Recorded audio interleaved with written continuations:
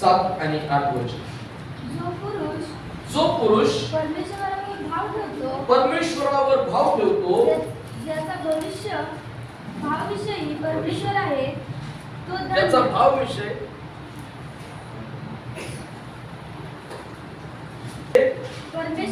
परमेश्वर आहे तो धन्य.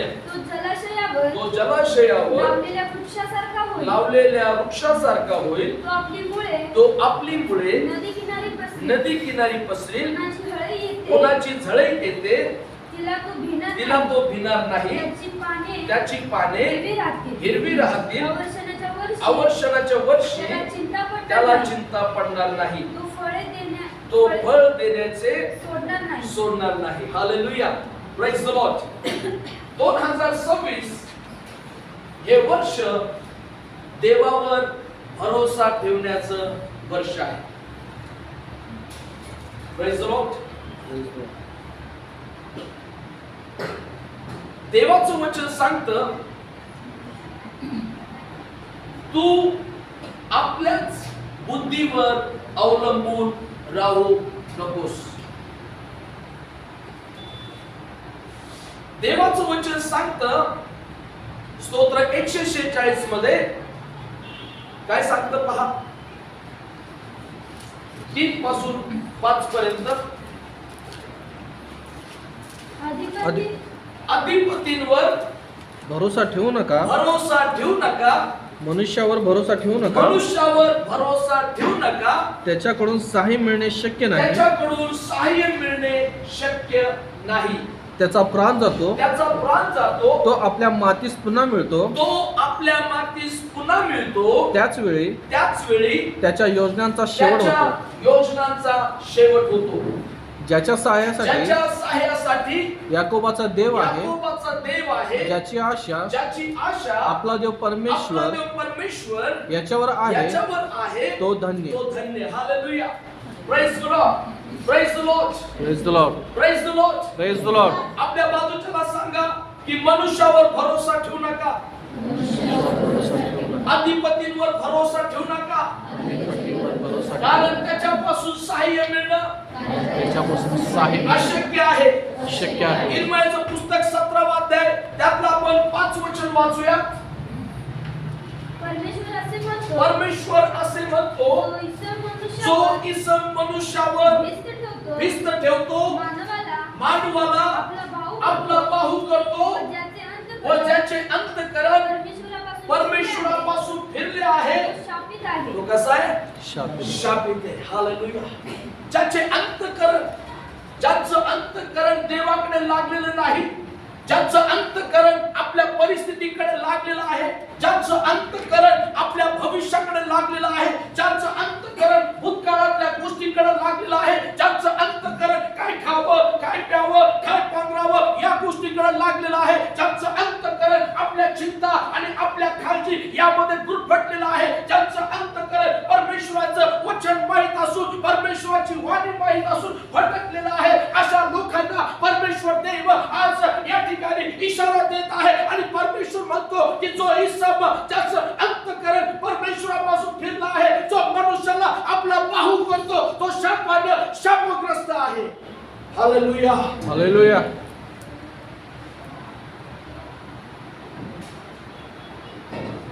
शापग्रस्त आहे.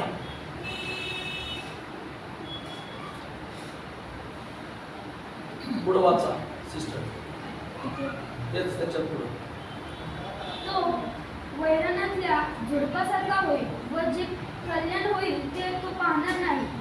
तो कसा होईल? वैरणातल्या झुडपासारखा होईल. कसा होईल?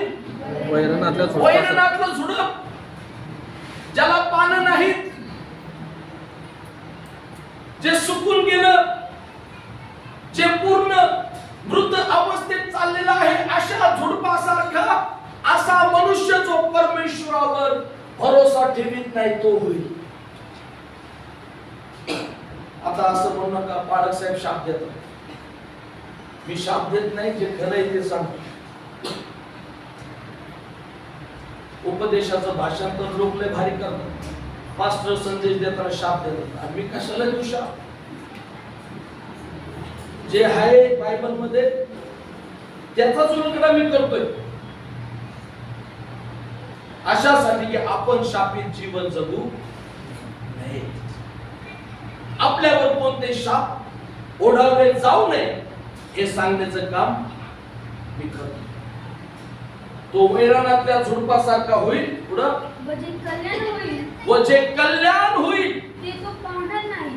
ते तो पाहणार नाही. जे कल्याण त्याचं होणार आहे, देवाची योजना आहे, देवाचा संकल्प आहे इथं बसलेल्या प्रत्येकासाठी की तुमचं प्रत्येकाचं कल्याण व्हावं, तुमचं चांगलं व्हावं, तुमचं हित व्हावं, तुमचं भलं व्हावं. परंतु आम्हाला एक गोष्ट निवडायची आहे की म्हणजे परमेश्वरावर भरोसा ठेवतो. त्याच्या उलट काय 7 वचनात, जो पुरुष जो पुरुष परमेश्वरावर भाव ठेवतो, परमेश्वरावर भाव ठेवतो, ज्याचा भाव विषय परमेश्वर आहे, तो कसा आहे? तो धन्य आहे. देवाला आनंद वाटतो जेव्हा तुमच्या पुढे मरण आहे पण तुम्ही त्या परिस्थितीमध्ये परमेश्वरावर भरोसा ठेवता. जेव्हा तुमच्या पुढे आर्थिक संकट आहे पण तरीही तुम्ही परमेश्वरावर भरोसा ठेवता. जेव्हा तुमचे शत्रू तुमच्या विरुद्ध उठून उभे आहेत तेव्हा तुम्ही परमेश्वरावर भरोसा ठेवता. जेव्हा तुम्हाला माहित नाही की आता काय करायचं आहे, उजवीकडे जायचं की डावीकडे जायचं, पण त्या परिस्थितीमध्ये तुम्ही परमेश्वरावर भरोसा ठेवता. जेव्हा तुम्हाला असं वाटतं, तुमचा डॉक्टर सांगतो की आता तुमची गॅरंटी संपलेली आहे, आता आम्ही तुम्हाला वाचू शकत नाही, आणि त्या डॉक्टरच्या समोर उभे असताना तुम्ही म्हणता की माझा भरोसा माझ्या परमेश्वरावर आहे, तेव्हा परमेश्वराला आमचा भरोसा पाहून आनंद होतो.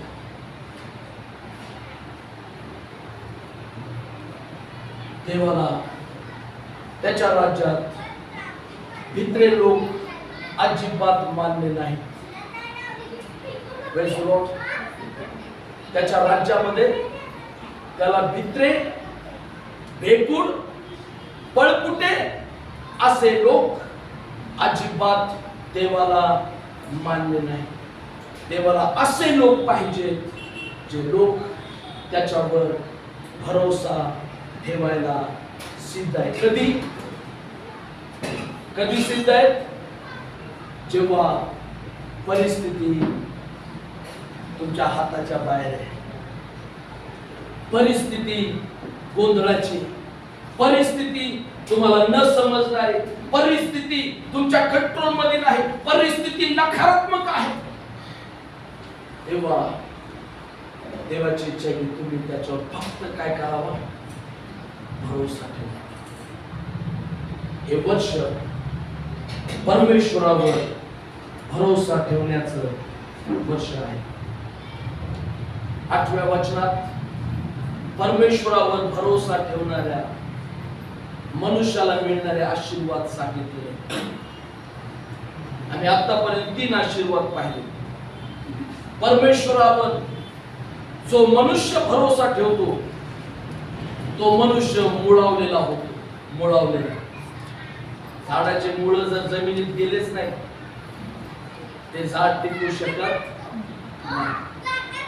आपल्याला सत्रियानो आपल्या जीवनात यशस्वी व्हायचं असेल, कोणत्याही बाबतीत परमेश्वराने दिलेलं कल्याण पाहायचं असेल तर आपल्याला मुळावलेलं असणं फार गरजेचं आहे. ख्रिस्तामध्ये, त्याच्या वचनामध्ये, त्याच्या प्रीतीमध्ये, त्याच्या भयामध्ये. आणि जेव्हा झाड मुळावलेलं असतं ते झाड मजबूत झाड असतं, टिकणार. हालेलुया. जेव्हा झाड मुळावलेलं असतं तेव्हा त्या झाडामध्ये जीवन असतं. जेव्हा झाड मुळावलेलं असतं तेव्हा ते झाड फळ देणं सोडत नाही. जेव्हा झाड मुळावलेलं असतं ते झाड प्रत्येक संकटात उभा राहतं. हालेलुया. आम्ही मुळावलेले होतो. दुसरी गोष्ट, जो मनुष्य परमेश्वरावर भरोसा ठेवतो तो प्रत्येक प्रकारच्या भीतीवर विजय होतो. हालेलुया. किती लोकांना भीती वाटते? आज देव आपल्याला चॅलेंज करीत आहे की आपण भीतीवर विजय व्हावं. देवाची इच्छा नाही आपण भीतीमध्ये जीवन आहे, पण त्यासाठी तुम्हाला निवडायचंय की मी देवावर भिस्त टाकेन, मी देवावर भरोसा ठेवेन. तिसरी गोष्ट, जो मनुष्य देवावर भरोसा ठेवतो तो टंचाईमध्येही भरभराटीला आल्याशिवाय राहत नाही. Praise the Lord. किती लोकांना भरभराटी पाहिजे आध्यात्मिक जीवनात, भावनिक जीवनात, शारीरिक जीवनात, विश्वासाच्या जीवनात, कुटुंबात, आपल्या मुलाबाळांच्या जीवनात, आपल्या नोकरीमध्ये, आपल्या व्यवसायामध्ये, आर्थिकरित्या सर्व प्रकारे भरभराटी जर पाहिजे असेल तर आम्हाला आजच्या परिस्थितीकडे पाहू नका, पण ती भरभराटी देवाच्या योग्य वेळेत तुमच्या जीवनात आल्याशिवाय राहणार नाही. कधी? जेव्हा तुम्ही त्याच्यावर भरोसा करा. चौथी गोष्ट,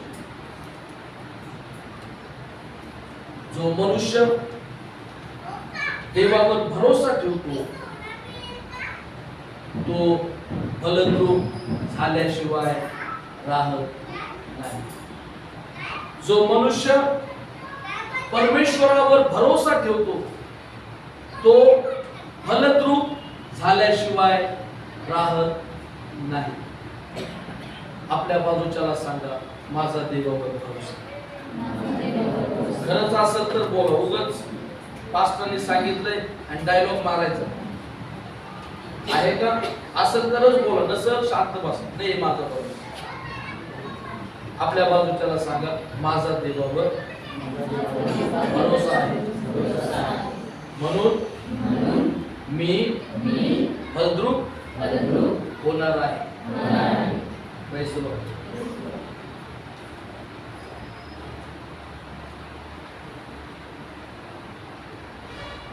बऱ्याच वेळेस फळ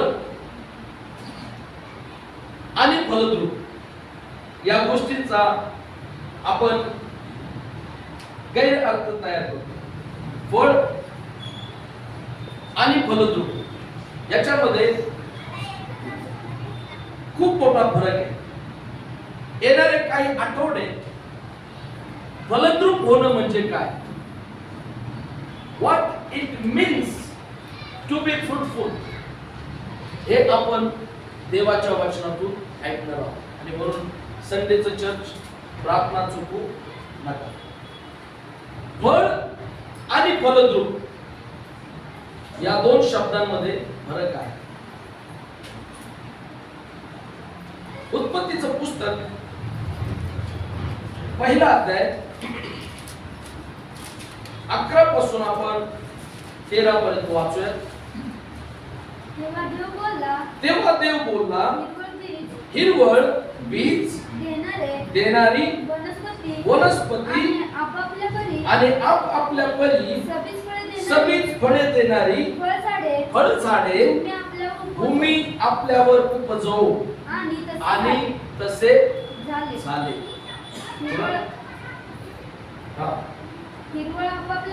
हिरवळ मध्ये कॉम आहे ना बा, तिथं म्हणजे थोडस आपल्याला स्टॉप घ्यायचा असतो. हिरवळ आपापल्या परी बीज देणारी वनस्पती व आपापल्या परी सबीज फळे देणारी फळझाडे भूमीने उपजवली. देवाने पाहिले हे चांगले आहे, आणि संध्याकाळ झाली व सकाळ झाली. हा तिसरा दिवस. ऐकताय? बस का देऊ नाही. आता इथं फळ बोललेलं, फळाबद्दल. फळ झाड, भूमीतून देवाने आपल्या परी सबीज फळ देणारे फळ झाडे उपजवली असं शास्त्र सांगतं. फळ, फळ म्हणजे काय? फळ म्हणजे देवाने आमच्यासाठी केलेला पुरवठा. फळ म्हणजे देवाने आमच्यासाठी केलेला पुरवठा, म्हणजेच आमच्या गरजा पुरविणारा देव. फळ, इट इज कॉल्ड प्रोव्हिजन.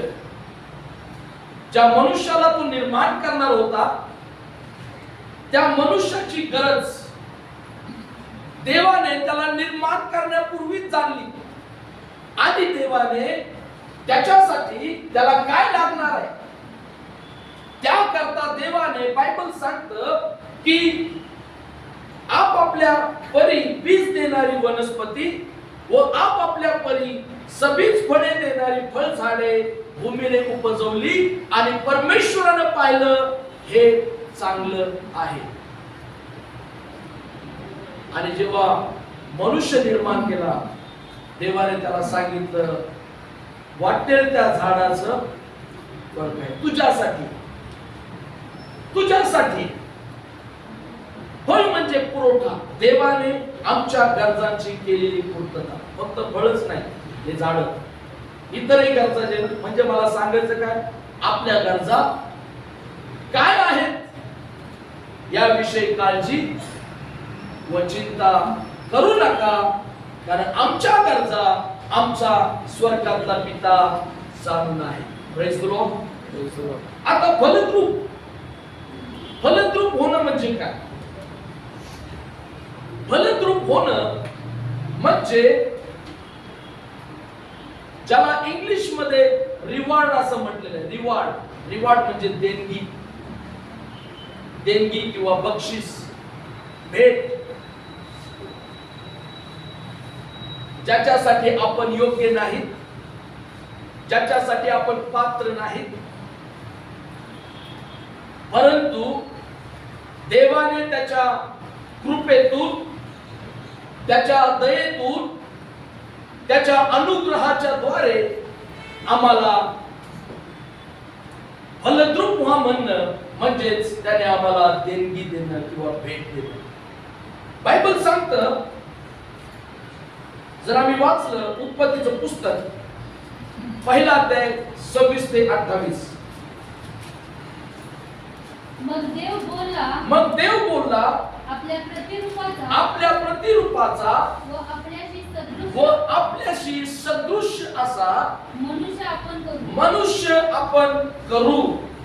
समुद्रातील मासे, आकाशातील पक्षी, ग्राम पशु, अवघी पृथ्वी आणि पृथ्वीवर रांगणारे सर्व प्राणी यावर ते सत्ता चालवतील. पुढं देवाने आपल्या प्रतिरूपाचा मनुष्य निर्माण केला. देवाचे प्रतिरूप असा तो निर्माण केला. नर व नारी अशी ती निर्माण केली. देवाने त्यांना आशीर्वाद दिला. देव त्यांना म्हणाला, त्याला आता पुढे अंडरलाईन करा बरं. देव त्यांना म्हणाला काय व्हा? फलद्रूप व्हा, बहुगुणित व्हा, पृथ्वी व्यापून टाका व ती सत्तेखाली आणा. समुद्रातील मासे, आकाशातील पक्षी व पृथ्वीवर संचार करणारे सर्व प्राणी यावर सत्ता चालवा. Praise the Lord. परमेश्वर म्हणतो, चला आपण आपल्या प्रतिरूपाचा मनुष्य निर्माण करू, आपल्याशी सदृश. कशासाठी निर्माण केला?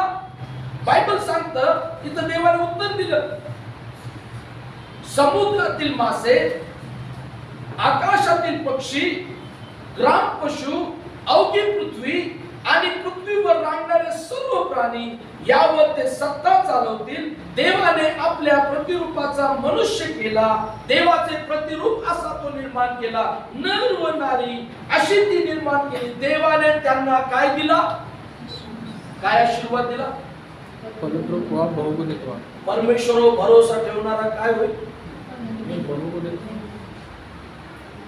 फलद्रूप आणि ज्याचा भरोसा परमेश्वर आहे, ज्याचा भाव विषय परमेश्वर आहे, त्या मनुष्याविषयी परमेश्वर म्हणतो की तो फळ देणं कधीच सोडणार नाही, म्हणजेच त्याच्या जीवनात तो फलद्रूप झाल्याशिवाय राहणार नाही. हालेलुया. आणि परमेश्वरानं त्यांना आशीर्वाद दिला आणि म्हटलं, काय म्हटलं की फलद्रूप व्हा, बहुगुणित व्हा, पृथ्वी व्यापून टाका व ती सत्तेखाली आणा, असं परमेश्वर बोलले. हालेलुया. आदामाला देवाने आशीर्वाद दिला, फलद्रूप व्हा, बहुगुणित व्हा आणि ही सगळी पृथ्वी व्यापून टाका. फलद्रूप होणं म्हणजे काय?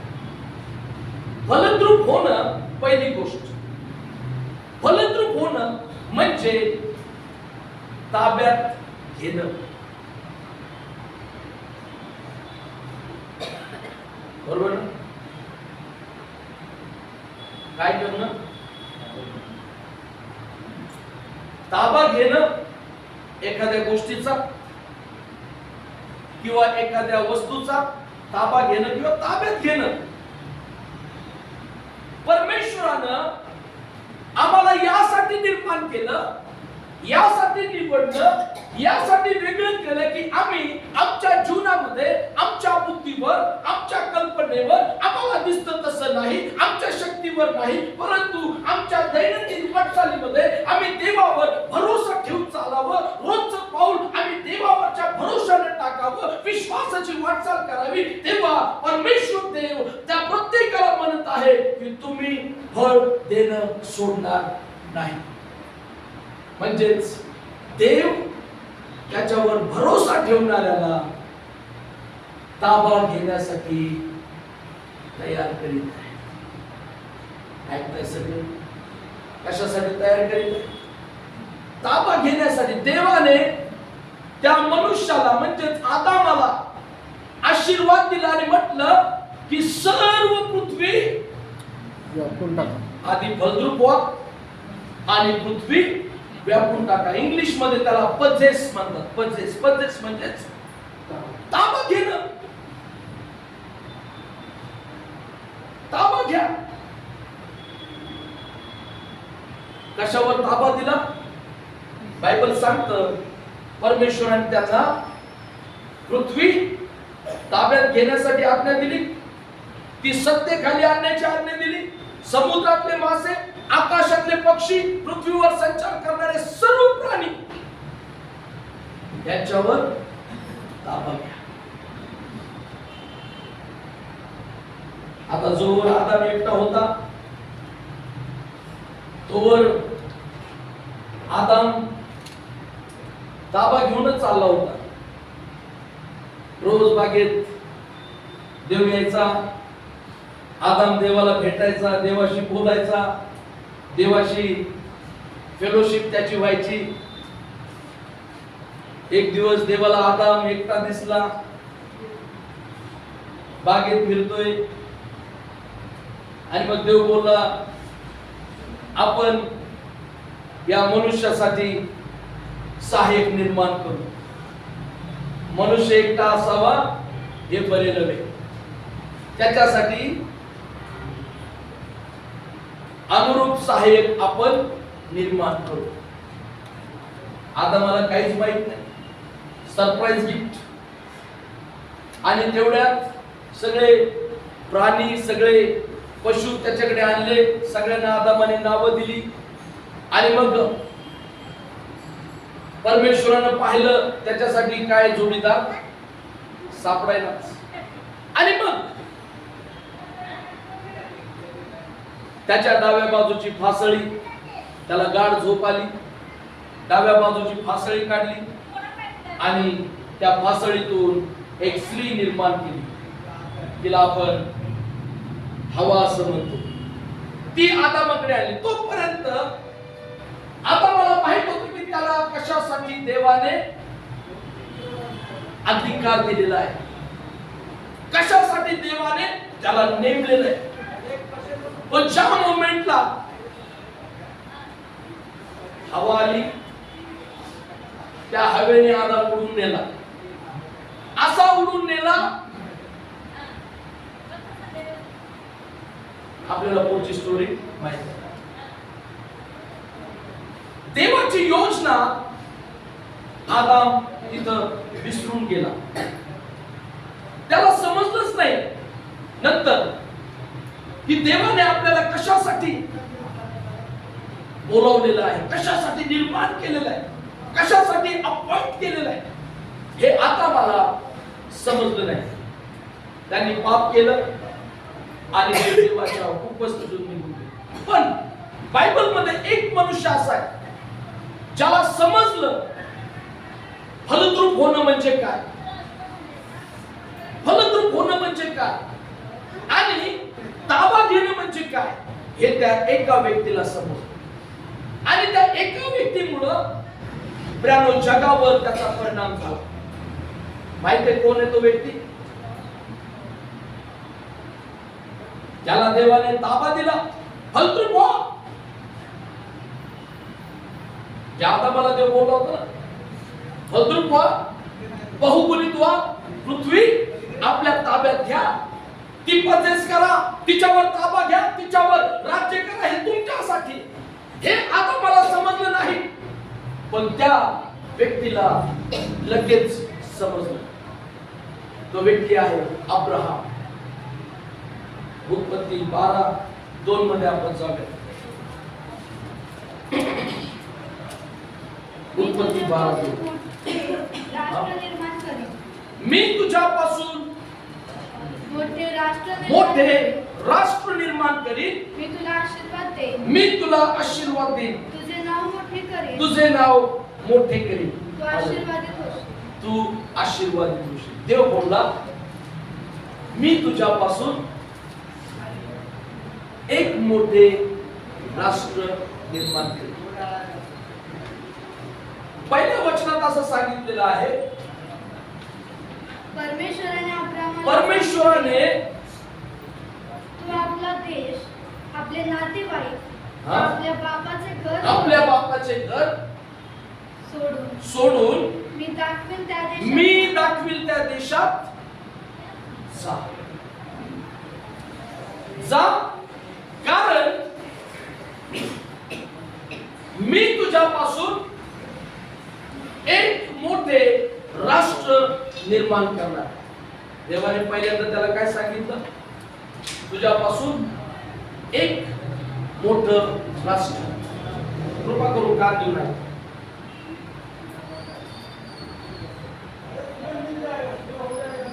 तेव्हा अब्राहमाची पत्नी सराय ही वांझ होती. अब्राहमाकडे सगळं होतं, पण एक राष्ट्र तयार होण्यासाठी त्याची स्त्री फलद्रूप होणं गरजेचं होतं. फलद्रूप म्हणजेच ती गरोदर राहणं आणि तिच्याद्वारे पुत्र होणं. अब्राहम म्हातारा वयातीत आलेला होता, 75 वर्षांचा. त्याची स्त्री सराय ही म्हातारी आणि वयातीत आलेली असे होती. म्हणजेच नैसर्गिकरित्या ते दोघंही राष्ट्र निर्माण करण्यासाठी असमर्थ होते. ऐकताय सगळे? मग अब्राहमाचा प्रवास चालू झाला. टप्प्याटप्प्याने अब्राहमाने प्रवास केला आणि अब्राहम कनान देशात जाऊन पोहोचला. मग उत्पत्ती 15 मध्ये पुन्हा परमेश्वर अब्राहमाशी बोलला.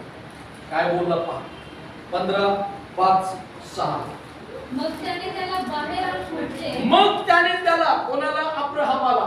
आता मी त्याला तेव्हा तो अब्राम होता, बरं अब्राहम नव्हता, पण अब्राम होता. मी आता डायरेक्ट अब्राहम म्हणतोय, तर समजून घ्या कॉन्टेक्स्ट.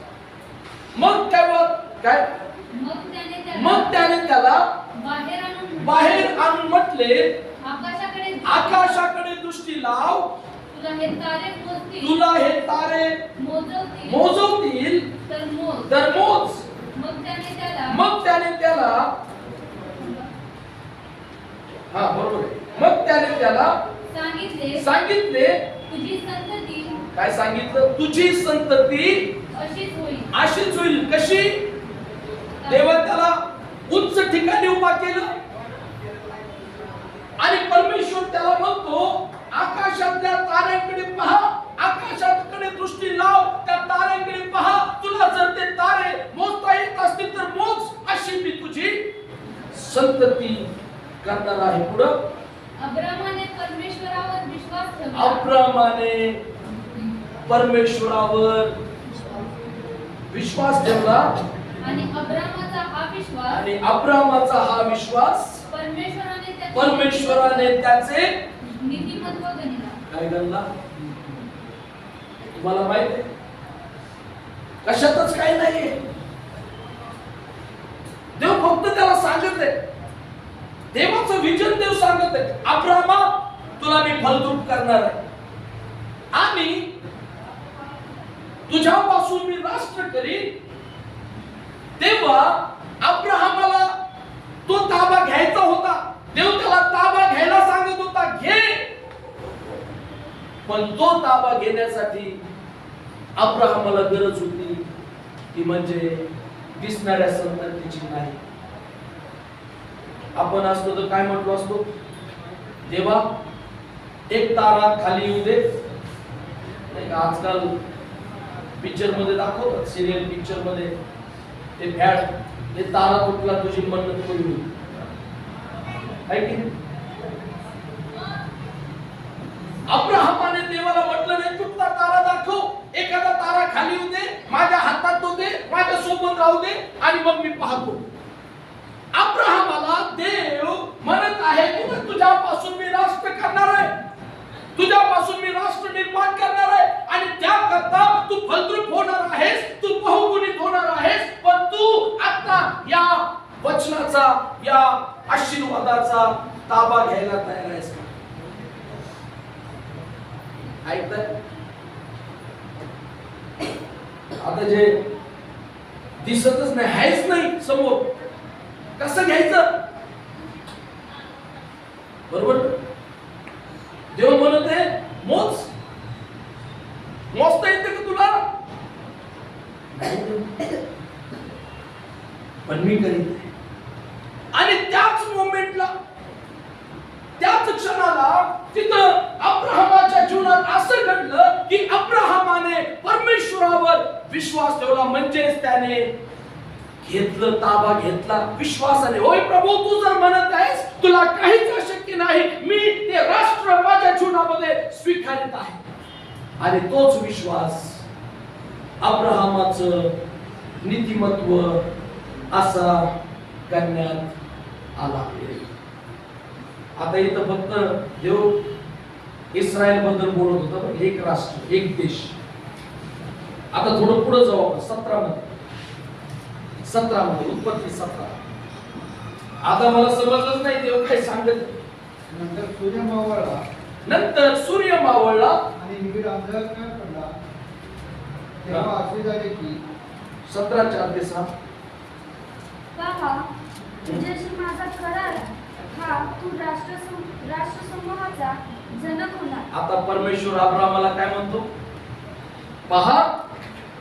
तुझ्याशी अब्राहमाला देव म्हणतो पहा. काय म्हणते देव अब्राहमाला? पहा.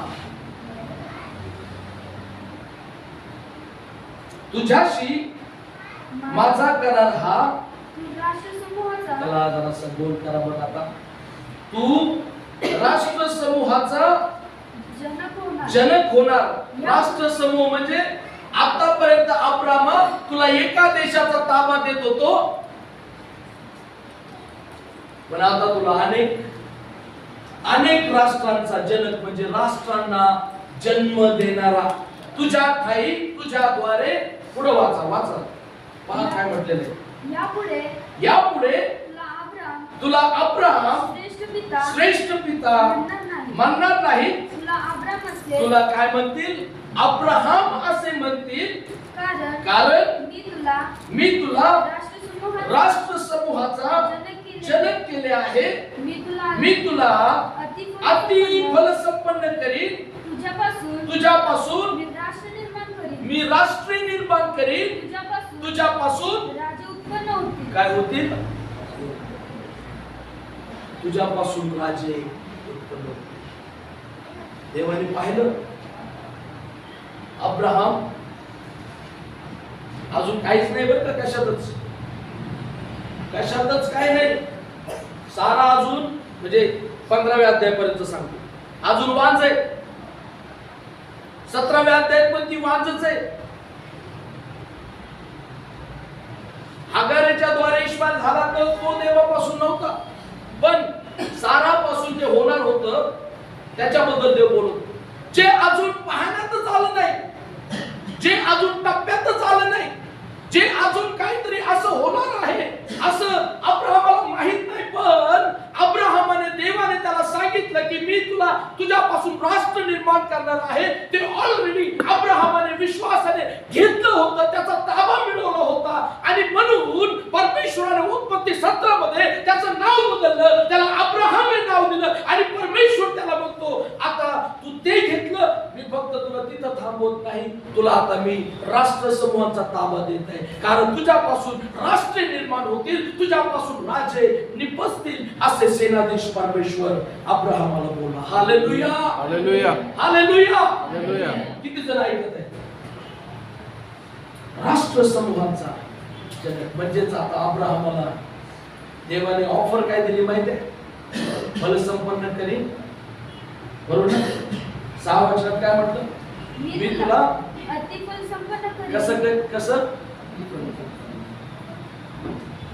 अति शब्द, अति फल संपन्न करीन, तुझ्यापासून राष्ट्र निर्माण करीन. मी काय करीन? राष्ट्र का राष्ट्रे? राष्ट्र निर्माण करीन, तुझ्यापासून राजे उत्पन्न होतील. राजे उत्पन्न होतील.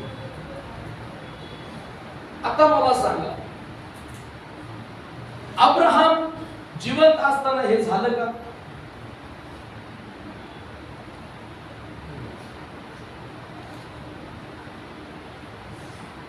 त्याच्या हयातीत झालं का? नाही झालं. त्याच्या हयातीत फक्त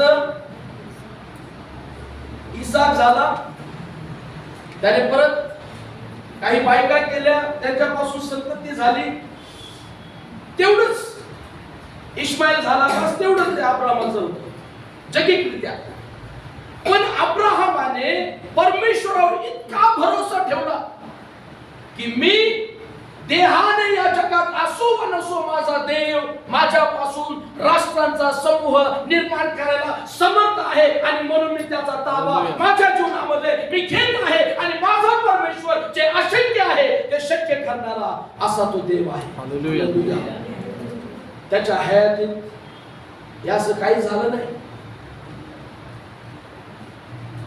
वाचा बायबल, इब्री लोक असतात 11 अध्याय आणि 13 वचन.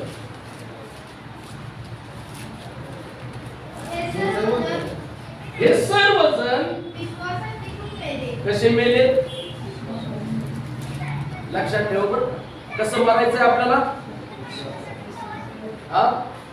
तुम्ही कसं सुरू केलं ते महत्वाचं नाहीये, पण तुम्ही कसं संपवणार आहात, शेवट कसा करणार आहात ते खूप महत्वाचं. ते सगळेजण विश्वासात टिकून मेले. पुढे वाचा. त्यांना वचनानुसार फलप्राप्ती झाली. म्हणजे जे देवाने अब्राहमाला म्हटलं, राष्ट्र अनेक राष्ट्रांचा पिता तुला करतो, ते वचन त्यांच्या डोळ्यापुढे पूर्ण झालं. आपण किती बोंबा मारल्या असत्या, आपण किती देवाला दोष दिला असता, आपण किती देवाला कोसला असतं. देवा, अरे मी आता माझ्या हाडं काढ त्या कबरेत जायला लागले. खोटा ना कुठला देव, असा लबाड देव मी माझ्या जीवनात पाहिला नाही. काय देवा, काय मोठ्या मोठ्या गोष्टी ते शेलर पास्टरच्या द्वारे सांगत होता.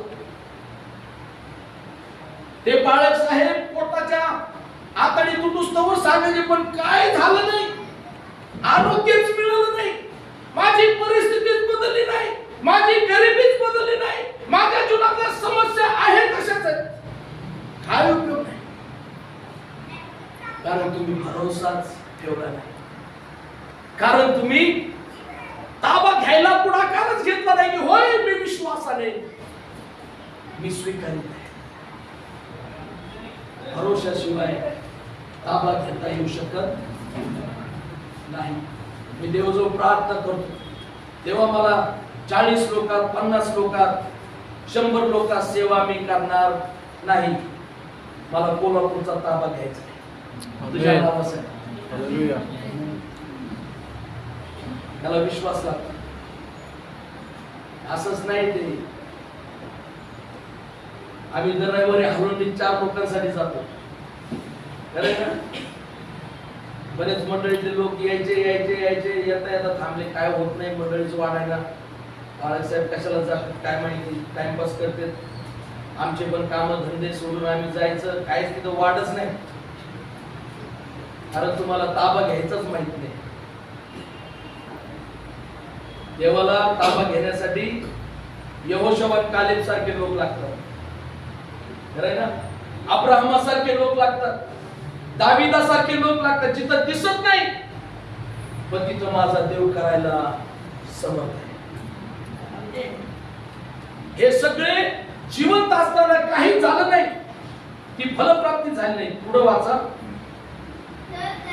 तर त्यांनी ती दुरून पाहिली व तिला वंदन केले आणि आपण पृथ्वीवर परके व प्रवासी आहोत असे पत्करले. हालेलुया.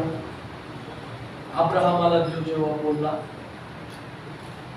रोमकारास पत्रात पावलाने खूप सुंदर अब्राहमाच्या काय झालं,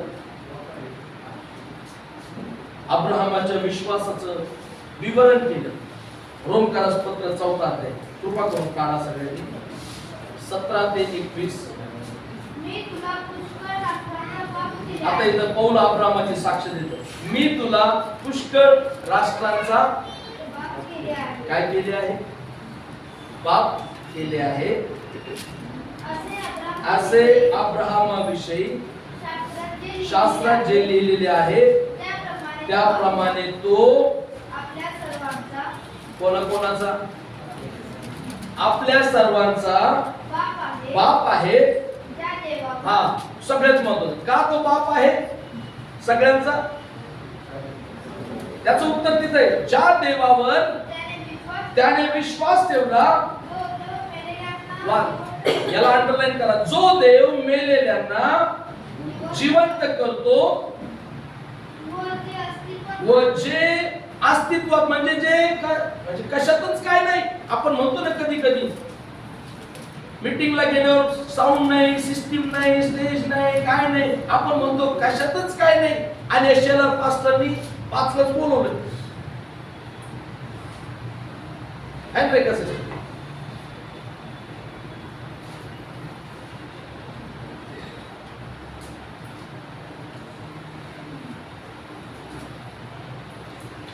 जे अस्तित्वातच नाही कोण त्याला ते असल्यासारखी आज्ञा करतो, त्याच्या दृष्टीने तो असा आहे.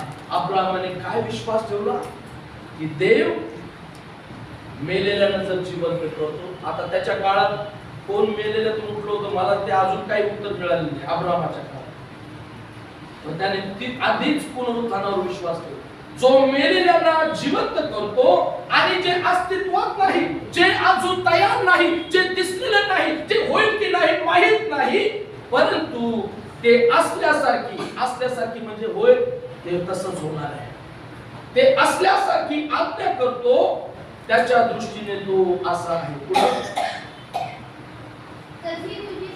तशी तुझी संतती होईल या वचनाप्रमाणे त्याने बहुत राष्ट्रांचा बाप व्हावे म्हणून आशेला जागा नसतानाही. कशाला जागा नव्हती, जागाच नव्हती. हो, हे ख्रिस्ती जीवन तुम्हाला वाटतं ना स्तुती आराधनेपुरतं नाहीये. हालेलुया स्तुती करेंगे, प्रभु यीशु की स्तुती करेंगे, नाही का?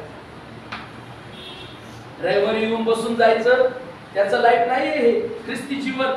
ख्रिस्ती जीवन जे दिसत नाही, जे पाहिलेलं नाही, जे कधी घडू शकतं, जो देव मेलेल्याला जिवंत करतो, जो देव जे अस्तित्वात नाही त्याला अस्तित्वात आणण्यास समर्थ आहे, असा विश्वास ठेवणाऱ्यांचं खरं ख्रिस्ती जीवन म्हणजे जे ताबा घ्यायला तयार आहे. पुढे वाचा. आशेला जागा नसतानाही त्याने आशेने विश्वास ठेवला, तथापि विश्वासाने दुर्बल न होता आपले निर्जीव झालेले शरीर तेव्हा तो किती वर्षांचा होता? 100 वर्षांचा होता.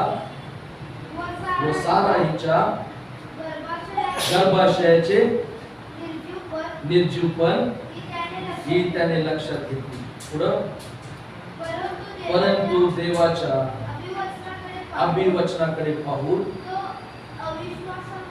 तो अविश्वासामुळे, एकीकडे सारा दिसती कशी वाच माता, पण तो डळमळला नाही, तो घाबरला नाही, तो निराश झाला नाही. देवा 25 वर्ष झाले, 25 वर्ष झाले तू हे बोललास असं म्हटलं नाही.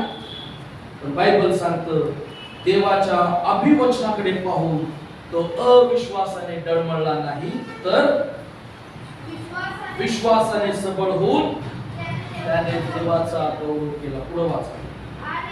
आणि देव आपण दिलेले अभिवचन पूर्ण करण्यासही समर्थ आहे, अशी त्याची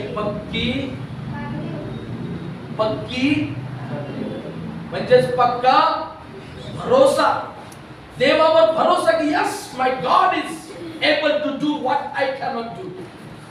मला जे अशक्य आहे ते सगळं शक्य करण्यास माझा देव समर्थ. आता अब्रामापासून इस्रायल झालं, बरोबर. अब्रामाला इसाक, इसाकाला याकोब, याकोबाचे 12 वंश, 12 वंशाचं राष्ट्र. आजही जगाच्या पटलावर नकाशावर इस्रायल देश आहे, जो देश पृथ्वीवरून पुसला गेला होता. देवाने वचन दिल्याप्रमाणे पुन्हा त्या देशाला एक केलं आणि आज तो देश इथं आहे, इस्रायल. कुठे राष्ट्राने, कुठे पृथ्वीवर अब्रामाने कुठे ताबा घेतला, कसा ताबा घेतला, कसा तो फलद्रूप झाला, ते मी आपल्याला सांगतो. मत्ती 3 अध्याय,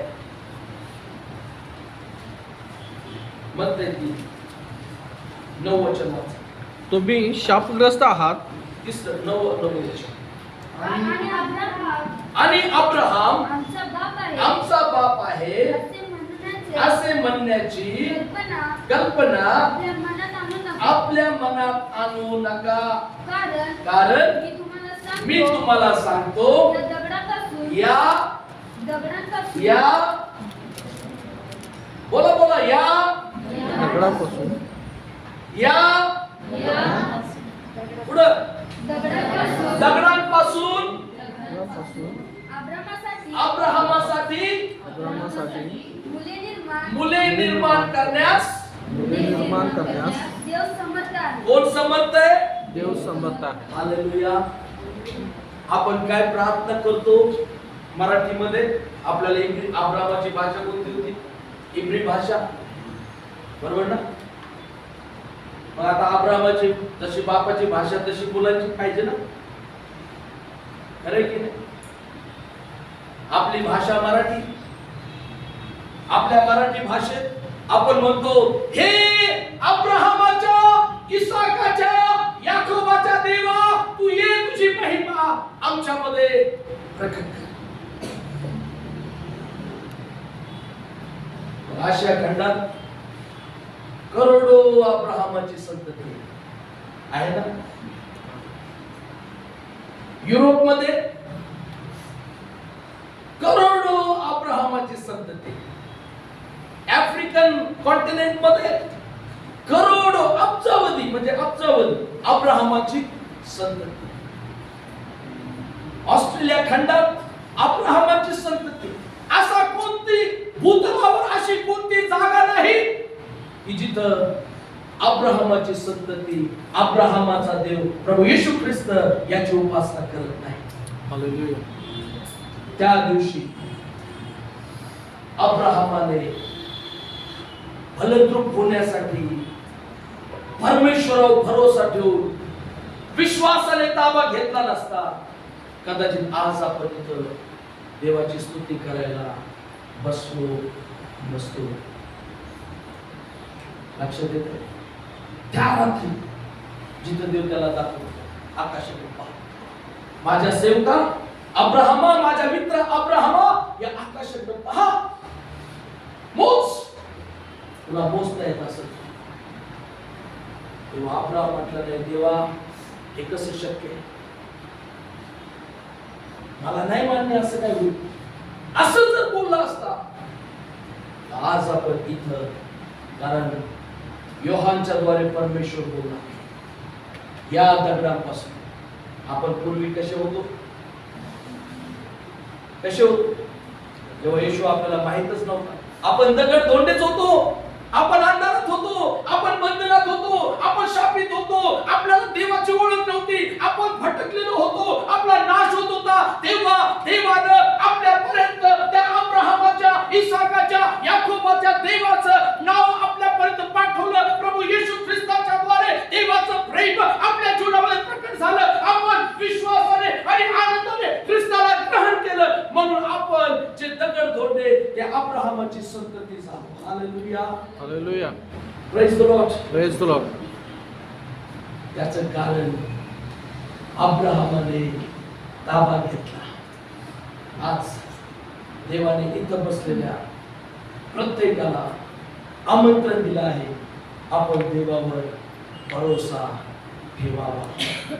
आणि जर तुम्ही देवावर भरोसा ठेवाल, तुम्ही फळ देणं कधीच सोडणार नाही. म्हणजेच देव इथं बसलेल्या प्रत्येकाला ताबा घेण्यासाठी उभा करणार.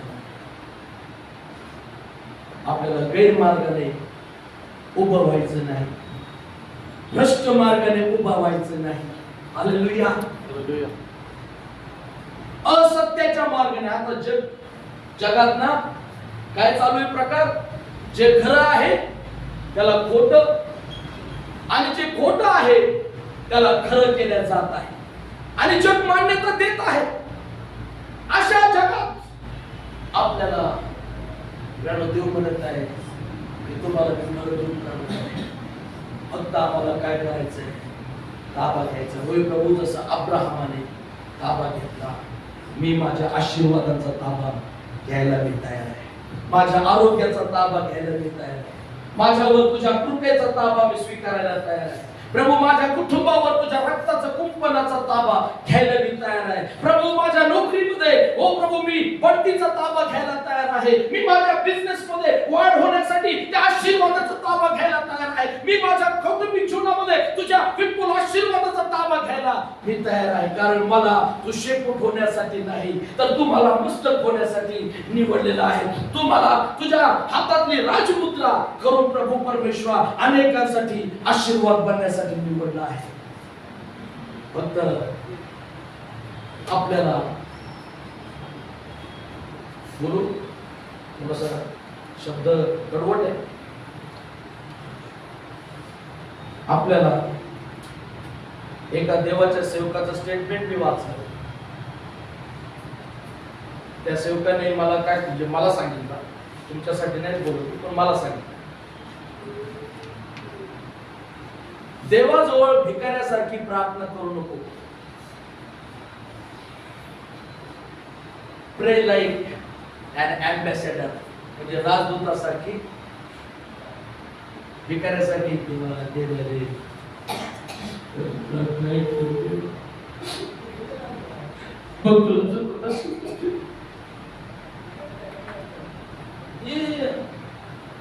अशी प्रार्थना देव ऐकत नाही.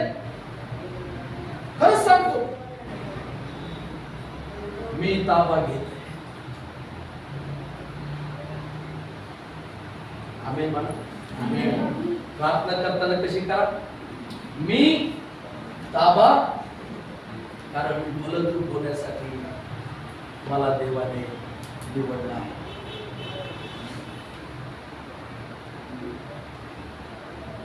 आहे का? खात्री आहे? मग वाचा तुझ्या गलती करा स्पष्ट.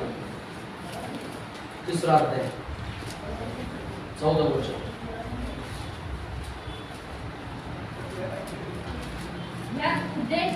यात उद्देश हा की अब्राहमाला दिलेला आशीर्वाद ख्रिस्त येशूमध्ये परराष्ट्रीयांना मिळावा. कोणाला मिळावा?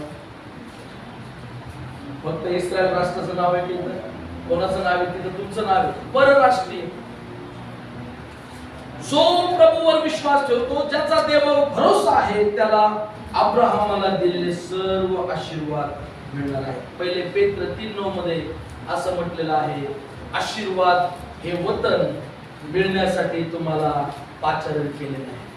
माझ्या विश्वासाच्या वाटचालीत मी आजपर्यंत पाहिलं नाही एखादा मनुष्य भीक मागतोय आणि तो आयुष्यभर भीकच मागतोय. समजतंय? ऐकताय का तुम्ही मी काय सांगत आहे? बँगलोर मध्ये एक विश्वासणार आहे. ती व्यक्ती भीक मागायची सिग्नलवर बायको मुलांसहित. अब्राहमाचे आशीर्वाद काय ते सांगतो. पण तुम्हाला ताबा घेणारे लोक बनायचे नाही का? अवेलेबल आहे, देवाने तुमच्यासाठी रेडी केलेलं आहे, ते स्वीकारायचे. Yes, I take it for my life. माझ्यासाठी मी घेतो. याला ताबा घेणं म्हणतात. कधी कधी एखादा गेम असतो, त्या गेम मध्ये एकच बॉल आहे आणि जो पहिला बॉल उचली त्याला बक्षीस आहे.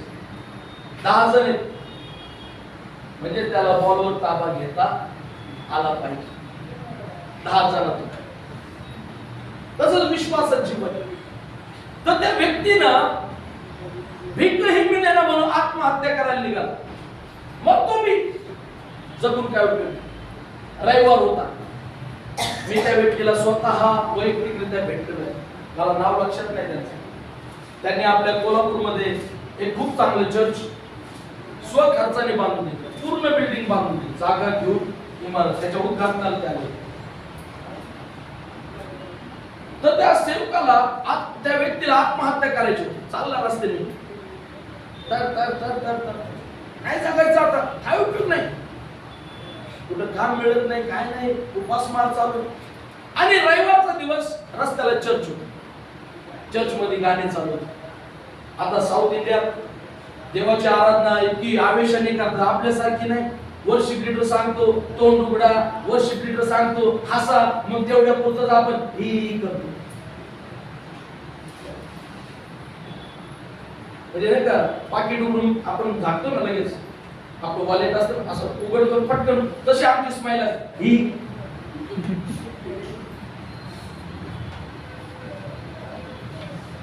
काय ना, आपल्यासारखं नसतं तिकडं. तिकडं लोक किती वय असो, म्हातारे कोथारे सगळे नाचून गाऊन टाळ्या वाजून देवाची स्तुती करतात. आवाज आला, त्याच्या मनात आलं मरायच्या आधी हे हाय काय ते तरी पाहतो. फाटके तुटके कपडे, केस वाढलेले, दाढी वाढलेली, अंगाचा वास घाम, त्याला थोडस असं घाबरल्यासारखं झालं. आपण आत गेल्यावर हाकललं म्हणून कोपऱ्यातच बसलं दारात. तिथं देवाच्या आत्म्याने ताबा घेतला. त्याचं कारण झालं, त्याच्या बायकोला सांगितलं मला येशू भेटला. गेला दर रविवारी चर्चला जायला. मग गौंड्याच्या हाताखाली कामाला झाला. गौंड्याच्या हाताखाली काम करता करता तो सगळं काम शिकला. गौंडी काम म्हणजे माप घेणं, किती मटेरियल लागतं, त्याची मजुरी किती होईल, स्वतः छोटी छोटी कामं घेऊ लागला. छोटी छोटी असं करता करता पहा विश्वासात जीव आहे. मी आजपर्यंत एखादा मनुष्य इथं आहे आणि तो काय इथंच राहिला पाहिजे, ज्याचा भरोसा नाही ना देवा, ते तिथंच राहतो. खरंच सांग, त्याची वाढच होत नाही, त्या आशीर्वाद तिथंच होऊ शकत नाही. कारण ते डोळ्याने दिसतं ना, तसं चाललं असतं. हा माणूस देवाबरोबर चालत राहिला, काम करत राहिला. आज त्या व्यक्तीचा म्हणजे मी त्याला भेटलो तेव्हा त्याने बँगलोरमध्ये 28 मोठे अपार्टमेंट बांधले. किती अपार्टमेंट समजते? 20-20, 30-30 मजल्याच्या इमारती 28. आणि त्या प्रत्येक अपार्टमेंट मध्ये एक एक असा हॉल प्रार्थनेसाठी त्यांनी बांधला. पास्टरने सांगितलं, पास्टर इथं आपलं चर्च चालू आहे. 28 चर्चेस फ्री ऑफ कॉस्ट देऊन टाकलं हे प्रभूसाठी. कारण माझ्याकडे काही नव्हतं, सगळं मला देवाने दिलं. मी का राखून ठेवू एक हॉल प्रभूसाठी. मी जिथं जिथं बिल्डिंग बांधली तिथे तिथं प्रभूसाठी एक एक हॉल मी असाच बांधून दिला. त्या व्यक्तीची मुलं आता अमेरिकेत 100 कोटी रुपयांचा टर्नओव्हर त्यावेळेस होता महिन्याचा.